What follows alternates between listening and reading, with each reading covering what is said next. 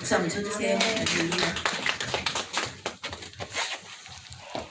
아마 그 만화의 말에서도 제가 제일 매일 어리고 꼴찌라고 하거든요. 영적으로 인정의 그런 사람으로 봤을 때 경험도 없고 뭐 보고 아는 것도 부족하고 그리고 여기서도 아마 그럴 것 같아요. 그런데 좀 어린 사람이어서 이렇게 목사님 말씀 들으면서 1년 반 동안 이렇게 제가 알아가고 새로운 경험을 한 그런 일들이 하나님이 좀 주셔서 이렇게 오늘 이렇게 목사님이 나오게 하신 것 같거든요. 그 경상도에 칠곡이라는데 그 70, 80 된 할머니들이 글자를 모르고 그냥 살다가 그 왜 이제 꼬부라진 손으로 글씨를 처음 배워가지고 칠곡 할머니 글꼴이라는 게 생겼대요. 그러니까 그 할머니 글들을 수없이 연습을 해가지고 그 글꼴이 생긴 거예요. 그래가지고 그 마을 가면은 이렇게 뭐 간판 같은 거 이런 것도 그 할머니들 그 글씨체로 썼대요. 근데 제가 그거를 이렇게 접하면서 그 70, 80대에서 얼마나 답답하셨겠어요. 길을 지나가도 누구한테 고맙다는 편지를 쓰고 싶어도 또 한 글자 읽고 싶어도 못 읽고 그렇게 7, 80년을 사시다가 돌아가시기 며칠도 될 수 있고 몇 년도 될 수 있고 그렇게 글을 알게 돼서 시도 쓰고 자식들한테 편지도 써보고 그리고 그게 또 그 마을에 간판이나 이렇게 알림 표시 같은 거 이런 게 됐다 그래요. 근데 우리는 글자를 다 알고 저런 글씨를 다 읽지만 제가 만화에 와서 경험한 건 뭐냐면 아까 목사님이 설교가 다 제 속에 그냥 그대로 심어져서 그대로 나오고 있어요. 단지 다른 게 뭐냐면 그 중고등학교 때나 이 과거에 저는 뭐 반은 하나님을 모르고 반은 하나님을 알고 살았지만 저는 하나님을 알아도 그렇게 좀 목사님처럼 강한 체험이나 열심을 내지 못하고 산 거? 그 정도가 좀 다르고 그 목사님 설교 말씀이 저에게는 주옥같이 이렇게 저 안에 들어와 있고 제 안에서 일하시는 하나님을 제가 경험하고 또 그것이 제 의지나 제 똑똑함으로서가 아니라 제 밖으로 조금 흘러가서 저의 자식이나 뭐 이런 이웃이나 이런 데서 목사님 말씀하신 것처럼 하나님 하시는 일을 보는 거 이런 것들이 그대로 정말 어떻게 이럴 수 있나 이렇게 생각할 정도로 일어나는데 정말 글자를 아는 것만으로도 그 할머니들을 생각해 보면 엄청난 뭐 놀라운 혁명이잖아요. 근데 제가 이제 만화에 와서 뭐 몇 개월은 뭘 모르고 그냥 춤추기 시작하고 예배가 즐겁고 그래서 불이 나게 또 예배 현장에 달려오고 이랬는데 한 1년 반 됐는데 작년 새해에부터 이 새 영을 내 영을 그러니까 죽고 부활하신 그리스도의 영을 네 안에 주겠다. 근데 그 영이 내 율례를 행하게 하겠다. 저는 이 말씀이 그전에도 읽었겠죠? 들었겠죠? 설교도? 그렇지만 이곳에 와서 기름 부음이라는 체험을 저는 처음 해봤어요. 뭐 메시아 이런 건 이론적으로도 알고 그리스도가 어떤 분인지 왜 뭐 기름 부음이나 메시아라고 하는지 뭐 이런 거는 이제 관념적으로는 알았는데 그게 실제가 되는 거, 제 삶에서 정말 그 영이 제 안에 오셔서 그러니까 제가 반 나눠서 안 믿고 믿었다 그랬잖아요. 그러면 지금 1년이면 거의 반평생을 교회를 다녔는데 뭐 좀 책 읽기도 좋아하고 뭐 이렇게 호기심도 있고 이래서 이건 뭐지 저건 뭘까 이래가지고 이렇게 알아보기도 했고 또 교회 생활을 하니까 누굴 가르쳐 보기도 했는데 제일 그 저에게서 문제가 뭐냐면 그 말씀이 이루어지지 못하는 거. 제 안에서 읽고 뭐 조금 몇 개 머리가 나빠서 많이는 못 외웠는데 몇 구절 외우고 아무리 그래도 그 말씀이 제가 너무 딱딱하고 너무 강하고 너무너무 사라지지 않고 없어지지 않고 하나님이 이렇게 돌려놓으시면 또 어느 사이에 이쪽에 가 있고 그런 제 안에서 그 말씀이 정말 그 율례가 제 삶에서 지켜지질 않는 거예요. 그래서 그냥 포기하고 어쩔까 하고 있는데 하나님이 목사님 만나게 해주시고 마나임 만나게 해주셔서 여기서 어쩌면 제가 한 달이면 15일을 교회로 오더라고요. 이 코로나 시대에도 저희는 뭐 식구가 작으니까. 그래서 제가 또 어떻게 하다 보니까 주방에 들어가서 막 주방일도 하고 이러면서 15일을 이렇게 교회 와서 흠뻑 취하고 젖어서 저도 알 수 없는 그 기름 부음에 그냥 저를 빠뜨리셔가지고 무슨 할 말 있으세요? 빠뜨리셔서 제가 이 영이 그리스도의 죽고 부활하신 그 영이 정말 내 안에서 율례를 행하게 하시는 이 시발점이 바로 기름 부음이구나.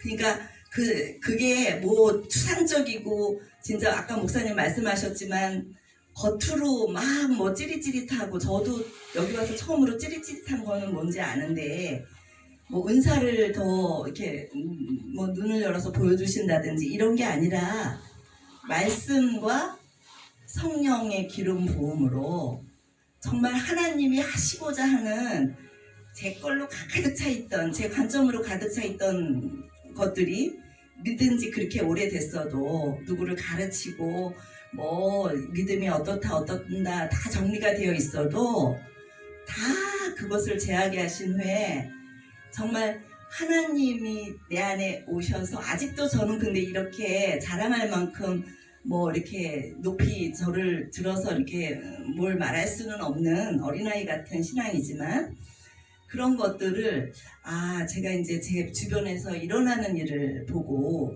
제가 더 이렇게 이제 확신할 수 있어요. 그래서 그거를 잠깐 말씀드리라고 목사님이 저를 부르신 것 같거든요. 이제 지난 것들은 많은데 최근에 이제 뭐 저희 아이들이 4명이에요. 그리고 이제 부모가 제대로 잘 살질 못하니까 아이들이 다 착하고 똑똑하고 뭐 다들 그렇잖아요. 그런데 이제 이렇게 큰 일을 뭐 이혼이라는 거를 겪고 아이들이 굉장히 이렇게 어둠이 드러나고 아픈 것들이 드러나고 몇 년 전부터 아주 이렇게 막내부터 이렇게 좀 소가리들을 많이 했거든요. 그런데 그런 상황 속에서 이제 최근에 저희 셋째 아들이 조금 어떻게 보면 제일 늦게 이렇게 아빠나 엄마에게도 가장 이렇게 희생적으로 순종한 아이였는데 그 아이가 갑자기 우울증을 이렇게 진단받은 거예요. 막 자살 충동을 심하게 느껴가지고 그래가지고 이제 약도 먹어가며 이제 제가 교회를 데리고 왔어요. 2주 전에.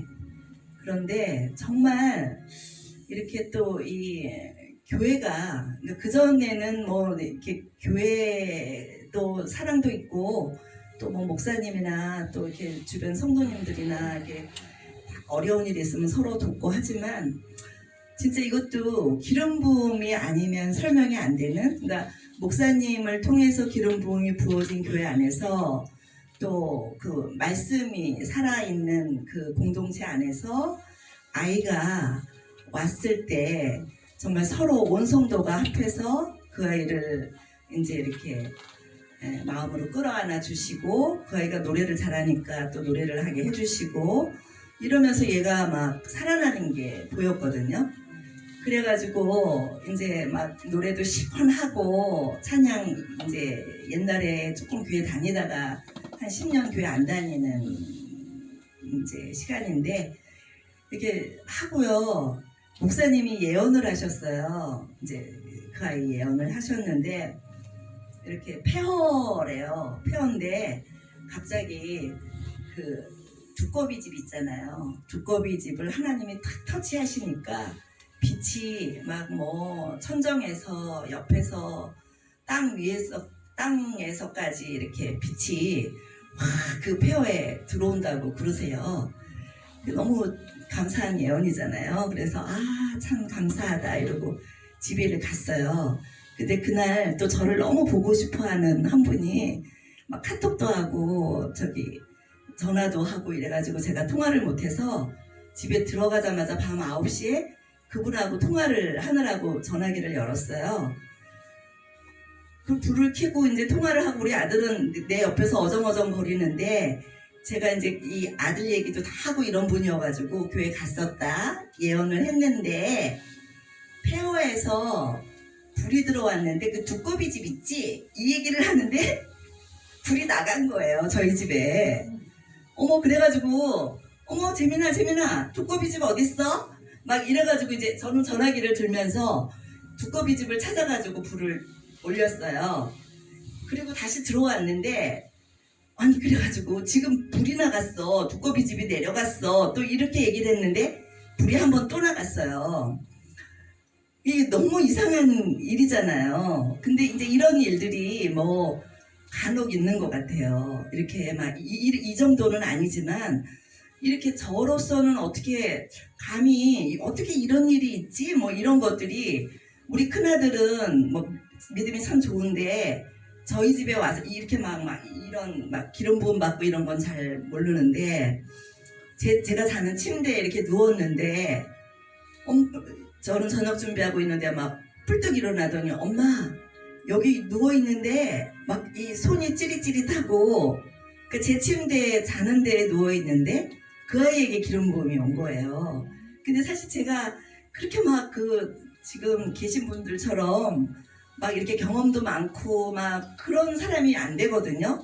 지금 뭐 1년 반밖에 안 됐고 지금도 저는 뭐가 뭔지 잘 모르는데 그러니까 그런 일들이 이렇게 종종 일어나더라고요. 저를 통해서 그 하나님의 어떤 에너지와 역사, 말씀이 이렇게 흘러가는 게 그래가지고 이제 얘는 이렇게 놀랬죠. 아들도.